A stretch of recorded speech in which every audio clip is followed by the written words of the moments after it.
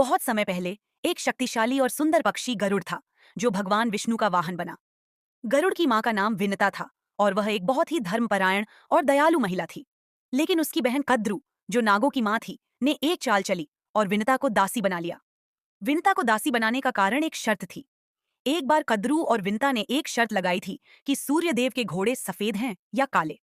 विनता ने कहा कि वे सफेद हैं, जबकि कद्रू ने कहा कि वे काले हैं। कद्रू ने छल से अपने नागपुत्रों को घोड़ों की पूंछ पर चढ़ने के लिए कहा, जिससे वे काले दिखाई दिए, और विनता ने शर्त हार गई। हारने पर विनता को कद्रू की दासी बनना पड़ा। गरुड़ अपनी मां को बहुत प्रेम करता था और उसे इस गुलामी से मुक्त करना चाहता था। उसने कद्रू से विनती की कि वह अपनी मां को आजाद कर दे। कद्रू ने शर्त रखी कि यदि गरुड़ अमृत स्वर्ग से लाकर नागों को दे देगा तो वह विनता को मुक्त कर देगी। गरुड़ ने यह कठिन कार्य स्वीकार कर लिया। उसने स्वर्गलोक की ओर उड़ान भरी, जहां अमृत सुरक्षित रखा हुआ था। इस मार्ग में गरुड़ को कई बाधाओं का सामना करना पड़ा। पहले अमृत की रखवाली करने वाले देवताओं से उसे लड़ाई करनी पड़ी। फिर उसे विशाल अग्नि रेखा पार करनी पड़ी, जो अमृत के चारों ओर थी। लेकिन गरुड़ की शक्ति और साहस के कारण वह सभी बाधाओं को पार करने में सफल रहा।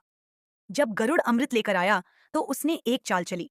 उसने नागों से कहा कि वे पहले स्नान करें, फिर अमृत पिएं।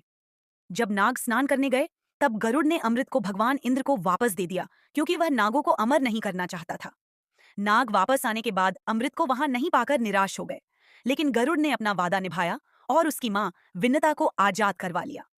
इस प्रकार गरुड़ ने अपनी बुद्धिमानी और साहस से अपनी मां को दासी जीवन से मुक्त कराया। इस वीर कार्य के कारण भगवान विष्णु ने गरुड़ को अपना वाहन बना लिया, और तब से गरुड़ हमेशा भगवान विष्णु के साथ दिखाई देते हैं। कथा की शिक्षा। साहस, माता पिता के प्रति प्रेम और बुद्धिमानी से काम करने से किसी भी मुश्किल कार्य को पूरा किया जा सकता है।